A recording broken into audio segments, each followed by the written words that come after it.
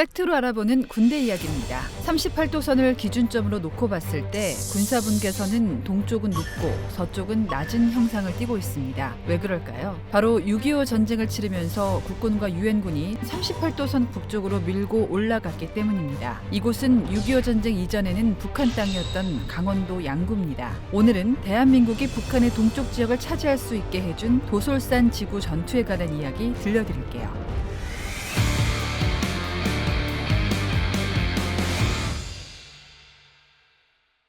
6.25 전쟁 당시에 도솔산 지역을 확보하지 않고서는 중동부 전선을 장악할 수 없었습니다. 이런 이유 때문에 이 지역은 전쟁 기간 동안 쟁탈의 대상이었습니다. 1951년 5월에 북한군은 최정예 부대인 5군단 12사단과 32사단을 앞세워 도솔산을 철벽 방어하고 있었습니다. 미 해병 1연대는 도솔산 남쪽에 있는 봉우리들을 차례대로 공략해서 고지 24개를 모두 점령한다는 계획으로 공격을 감행했지만 번번이 실패했습니다. 도솔산의 지형적인 특징 때문이었습니다. 도솔산은 험준한 산악지대에 둘러싸여 있어서 방어하기에는 수월했지만 공격해서 뺏어야 하는 입장에서는 불리해서 난공불락의 요새로 불렸습니다. 이런 상황에서 도솔산을 점령하라는 명령을 받은 부대는 바로 대한민국 해병대였습니다. 보통 해병대는 상륙작전을 수행하는 부대인데요. 왜 해병대가 산악전에 투입됐을까요? 바로 인천 상륙작전에서 능력을 인정받았기 때문입니다. 아군 입장에서는 어떻게 해서든 도솔산 지구를 손에 넣어야 했기 때문에 가장 강한 부대를 이 지역에 배치한 것이죠.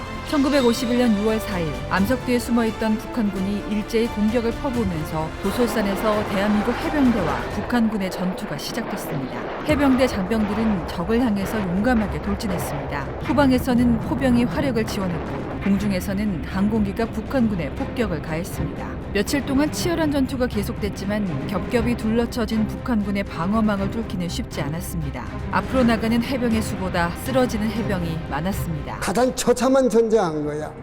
보통 전쟁하면 그저 2, 3일 내로 끝나는 거지. 주야간 13일 전쟁한 전쟁은 이거 없는 거야. 그러니까 이 전쟁이 해병대뿐만 아니라 한국에서 가장 큰 전쟁이 바로 이 지역이야. 북한군의 공격은 점점 거세졌지만 아군에겐 더 이상 방어할 수단이 남아있지 않았습니다. 탄약이 바닥을 보이기 시작했고 식량과 식수는 거의 다 떨어졌습니다. 이런 상황에서 갑자기 해병대 장병들이 이해할 수 없는 행동을 했는데요. 하나 둘씩 옷을 벗기 시작했습니다. 적진의 맨몸으로 들어가서 육박전을 벌이기로 한 겁니다. 벌거벗은 돌격대는 대검으로 철조망을 쳐내고 포복으로 적진에 접근해서 북한군 진지에 수류탄을 던졌습니다. 한 개의 소대 규모로 보이는 적을 제압하는 데는 긴 시간이 걸리지 않았습니다. 여기저기서 해병대 만세! 소리가 터져 나왔습니다. 돌격대가 육박전에서 성과를 얻긴 했지만 주간 공격만으로는 도솔산의 24개의 고지를 정복한다는 목표를 이룰 순 없었습니다. 그래서 야간 기습 공격을 감행하기로 하는데요. 아군의 함포 소리와 함께 야간 작전이 시작됐습니다. 골짜기가 들썩거릴 정도의 우렁찬 야포 소리에 코르세어 전투기 편대의 공중 폭격까지 더해지자 해병대 장병들의 사기가 한껏 올라갔습니다.